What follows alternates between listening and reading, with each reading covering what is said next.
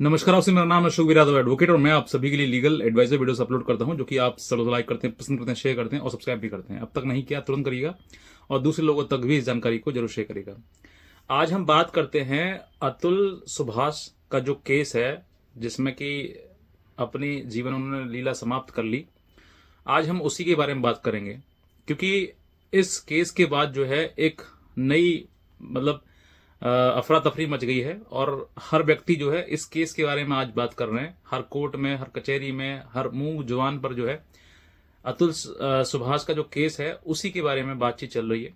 तो आज हम उसी के बारे में बात करेंगे और बताएंगे कि क्या सही किया इन्होंने, क्या गलत किया और क्या इनको करना चाहिए। सब कुछ मैं आपको इसी वीडियो के माध्यम से बताऊंगा। लेकिन आप अगर नए हैं इस वीडियो चैनल पर, तो आप इस चैनल को सब्सक्राइब करें और शेयर जरूर करें।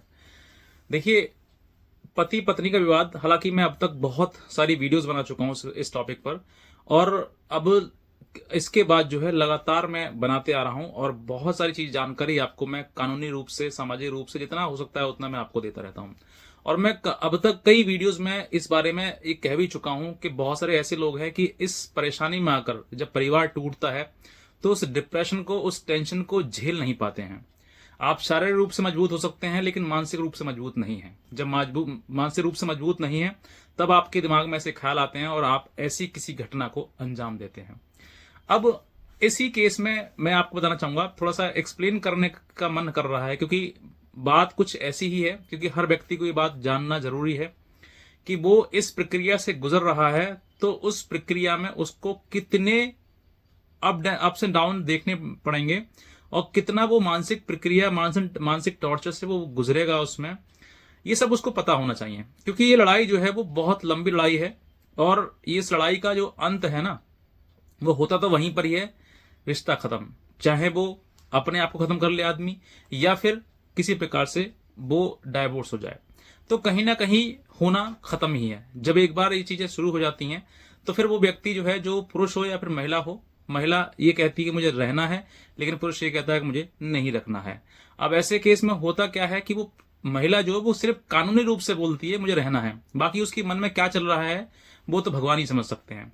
अब ऐसी परिस्थिति में जैसे कि इनके साथ हुआ, वो मैं थोड़ा सा बताना चाहूंगा आपके लिए कि अतुल सुभाष का जो केस है, इस केस में एक व्यक्ति जिनकी शादी जौनपुर से हुई और जो कि बैंगलोर में अपना मतलब कार्यरत हैं, वो एक प्राइवेट कंपनी में जॉब करते हैं।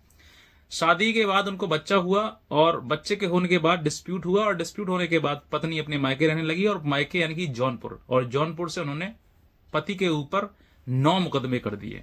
आप सोच कर देखिए कि 9 मुकदमे की पीड़ा क्या होती है। जिस इंसान ने सिर्फ आज तक पढ़ाई लिखाई करी, अपने आप को काबिल बनाया और एक मुकाम पर पहुंचाया और अपनी प्राइवेट नौकरी या प्राइवेट जॉब करके अपना जीवन यापन करे, उसके बाद उसके ऊपर 9 मुकदमे लगा दिए जाए, और एक से एक तगड़ा मुकदमा यानी कि 302 जैसे मुकदमे, जो कि अब तक का टॉप हाई में आईपीसी में आता है कि 302 का मुकदमा यानी कि मर्डर।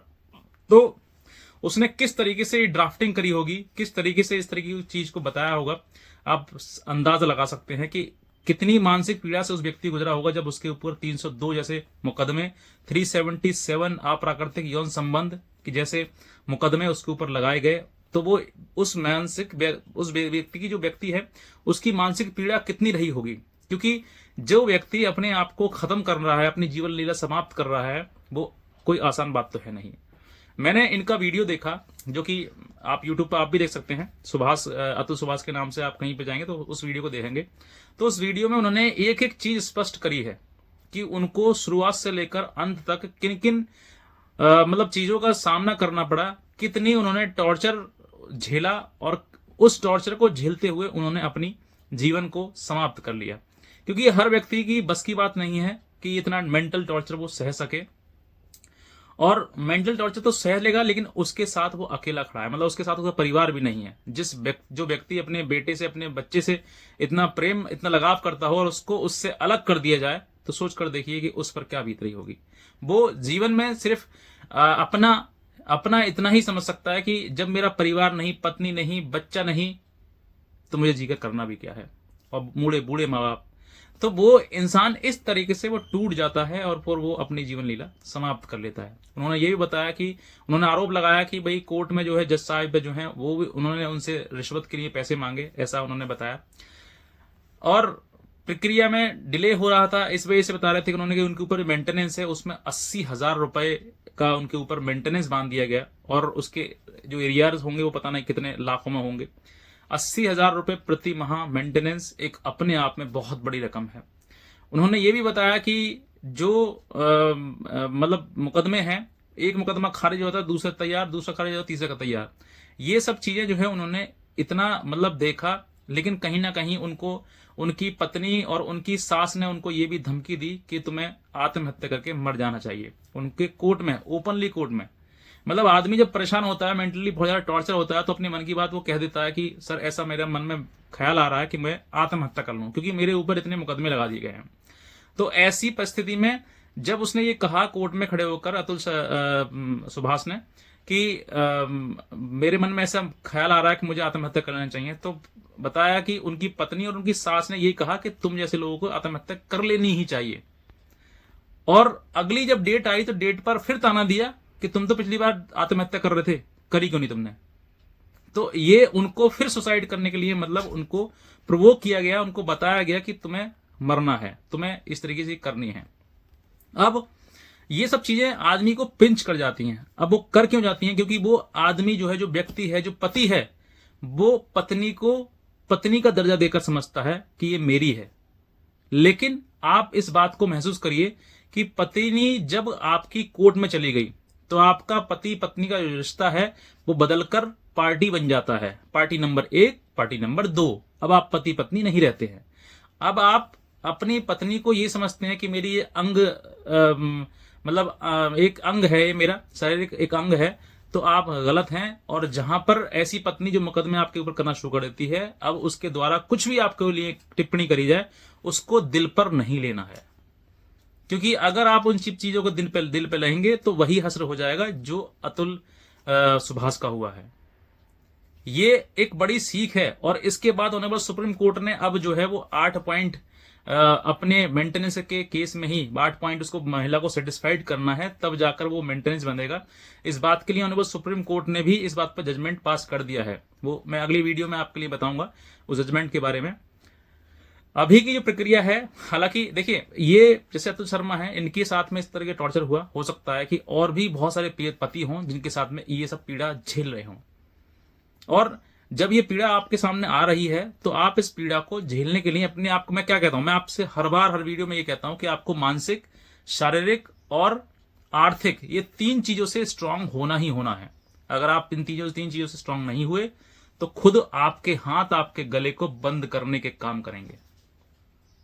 मतलब आपको खुद जीवन लीला अपनी समाप्त करनी पड़ जाएगी अगर तीनों चीजों में से अगर आप किसी एक में भी अगर मार खाएंगे तो। अपने आप को स्ट्रांग रखना है। और आप जिसको समझ रहे हैं पत्नी, वो भूल जाइए पत्नी को, क्योंकि अब जो है वो पत्नी आपकी पत्नी रास्ते पर है नहीं। और अब जो है आप उससे मोह लगाव जितना भी है उसको दूर कर दीजिए, क्योंकि उसकी प्रक्रिया अब कानूनी रूप से है। अगर आपकी पत्नी होती तो आपको इतना दुख, तकलीफ या विपत्ति देती ही नहीं आपके ऊपर। आपने क्या प्रयास नहीं किया? क्या आपने उसको घर से निकाला? पत्नी खुद जाती है अपने ससुराल से और आरोप ये लगाती है कि मुझे मार पीट के घर से निकाल दिया। हर जगह की यही कहानी है। कोई आपके लिए कोई अलग अनोखा नया नियम नहीं बनाया गया है। हर जगह यही कहती है कि मुझे मारा पीटा, घर से निकाल दिया और दहेज मांगा। दहेज की बात कर रहे हैं इन्होंने, जो अतुल है, इन्होंने अपने स्टेटमेंट में ये भी बताया है कि उसने मेरे पर आरोप लगाया कि 40 लाख कमाता है। उसके बाद फिर ये कहा कि 80 लाख कमाता है। और दहेज की जो कंप्लेंट है उसमें ये कहा है कि मुझसे ये 10 लाख की मांग करता है, मतलब 10 लाख रुपए की दहेज में मांग करता है। तो इन्होंने खुद कहा कि जो व्यक्ति 40 लाख कमा रहा है, 80 लाख कमा रहा है, तो वो 10 लाख की मांग क्यों करेगा तुमसे? मतलब समझ में आ रहा ना कि 498 का केस जो है वो झूठे दर्ज कराए जाते हैं और उसी के आधार पर मेंटेनेंस, उसी के आधार पर डोमेस्टिक वायलेंस, उसी के आधार पर और मुकदमे लगा दिए जाते हैं। तो आपको ये मालूम है कि मुकदमे झूठे हैं तो उन मुकदमों को आपको लड़ना है, मरना नहीं है। मरना समाधान नहीं है। अब इन्होंने कितना बड़ा ये कदम उठाया, हालांकि बहुत अच्छा किया इन्होंने कि मरने से पहले एक वीडियो बनाकर सोशल मीडिया पर अपलोड कर गए, जिससे कि पूरा जो अपना हिंदुस्तान है पूरा जाग गया, हर व्यक्ति, हर के पास में वो कहानी पहुंच गई, वीडियो पहुंच गई। इस वजह से जो है ऑनरेबल कोर्ट ने भी इसमें बदलाव किया। लेकिन अगर ये चुपचाप हो जाता तो फिर क्या असर पड़ता? कुछ असर नहीं पड़ता, ना ही तो उस महिला पर असर पड़ता और ना उसके किसी प्रकार से कुछ कुछ वो प्रॉब्लम आती है उसको। आज भागे भागे फिर रहे हैं, आज उनके ऊपर कानूनी कार्रवाई हो रही है, आज उनके ऊपर मुकदमा दर्ज हो गया है, आज मुंह छुपा के भागे फिर रहे हैं। तो ये चीजें जो है, ये उन्होंने, हालांकि एक प्रकार से किसी माँ का बेटा चला गया, किसी पिता का पुत्र चला गया, किसी भाई का भाई चला गया। आप ये सोचकर देखिए कि ये सब चीजें जो है वो होती कब हैं? जब एक व्यक्ति अपने आप को असहाय, टूटा हुआ और मतलब उसके मन में जीने की इच्छा ही समाप्त हो जाती है, तब वो व्यक्ति ऐसा कदम उठा लेता है। और ऐसा एक केस नहीं है, ना जाने ऐसे अब तक कितने पति हैं जिन्होंने अपने आप को खत्म कर लिया। कारण फैमिली डिस्प्यूट, फैमिली मैटर, संभाले नहीं संभलता ये फैमिली मैटर। आदमी अपने आप को कितना भी झुका ले, कितना भी बिछा ले, जिस व्यक्ति को, जिस महिला को झूठे मुकदमे करने हैं, वो हर हालात में आपके ऊपर झूठे मुकदमे कर डालेगी। तो ये अब जो इंसिडेंट हुआ, इस इंसिडेंट से आपको भी कुछ सीख लेनी चाहिए और कुछ गलतियां उन्होंने की उनको नहीं करना चाहिए। जैसे कि सबसे पहले यही कदम जो आपको बता रहा हूं, जिन्होंने अपनी जीवन लीला समाप्त करने का, बिल्कुल नहीं करना चाहिए। इससे कोई फायदा नहीं हुआ सिवाय नुकसान के। उस माँ का हाल देखिए जिस माँ ने आपको इतना बड़ा किया, पढ़ाया लिखाया, अपनी सारे सुख संपत्ति सब कुछ तुम्हारे ऊपर लगा दी, और आज तुम अपनी जीवन लीला समाप्त करके बिना बताए चले गए। आप सोचकर देखिए उस माँ पर कितना दुख का पहाड़ टूट गया होगा, जिस माँ के सामने ऐसी कहानी, ऐसी बात सामने आई कि उसके बेटा ने अपनी जीवन लीला समाप्त कर ली। ये दुख, इस दुख को हर महिला को समझना चाहिए कि किसी बेटे की आप जीवन खराब कर रही हैं, किसी बेटे को आप क्रिमिनल बना दे रहे हैं, किसी बेटे के ऊपर इतने मुकदमे दर्ज करवाकर आप ये साबित करना चाहती हैं कि देखो मैंने कितना कानून का दुरुपयोग किया। भगवान भी तुमको माफ नहीं करेगा ऐसी अगर गलतियां और महिला भी करते हैं, क्योंकि इन सब से सीख मिलनी चाहिए। और महिलाओं के लिए भी कि हाँ भाई झूठा मुकदमा नहीं करना चाहिए, क्योंकि अगर करते हैं तो हो सकता है कि आपको भविष्य में जो है इतनी प्रॉब्लम का सामना करना पड़ जाए कि आप समझ नहीं पाए कि भाई कि इतने झूठ का परिणाम झूठ ही होता है। तो आपको सबसे पहली बात मैं आपको बताना चाहूंगा कि आपको अगर कानूनी प्रक्रिया की जानकारी नहीं है तो आप यूट्यूब पर वीडियोस देखें। फिर भी अगर आप हमसे कुछ एडवाइस चाहते हैं तो आप हमारी लीगल हेल्प भी ले सकते हैं, क्योंकि आपको उन सब चीजों से निकलने के लिए एक सही रास्ता, एक सही लीगल कानूनी जानकारी आपको होना आवश्यक है। जीवन समाप्त करना कोई समाधान नहीं है। समाधान है उस बुराई से लड़ना। जितना आप लड़ सकते हो उतना लड़िए, और जितना अपने आप को आप जागरूक कर सकते हैं, क्योंकि समस्या अगर आपके सामने आती है ना, तो उस समस्या को समझाने के लिए, सुलझाने के लिए आपको मानसिक रूप से स्ट्रांग होना बहुत जरूरी है। इसलिए तो मैं कहता हूं बार बार कि आपको मानसिक, शारीरिक और आर्थिक रूप से स्ट्रांग होना है। अगर आप नहीं कमाते हैं, सर मैं कुछ नहीं कमाता हूं, मैं कुछ नहीं करता हूं, मैं मेरे पे मेंटेनेंस बांध दिया जाएगा, जी बांध दिया जाएगा। आपको करना होगा, क्योंकि अभी फिलहाल में टिप्पणी आई थी कि किसी ने, जज साहब ने ये टिप्पणी कर दी थी उसमें कि आपको, आप चाहे भीख मांगो चाहे कुछ करो, लेकिन आपको पैसा देना पड़ेगा। तो आपको वो चीजें समझनी है कि अगर परिस्थिति सामने ऐसी आती है तो आपको इन तीनों चीजों से स्ट्रांग होना ही होना है। आप कुछ भी करें, जो करना है आपको करें, लेकिन आपको स्ट्रांग होना है। अब अगर आप स्ट्रांग नहीं हुए तो फिर वही हाल हो जाएगा जैसे कि अतुल सुभाष का हुआ।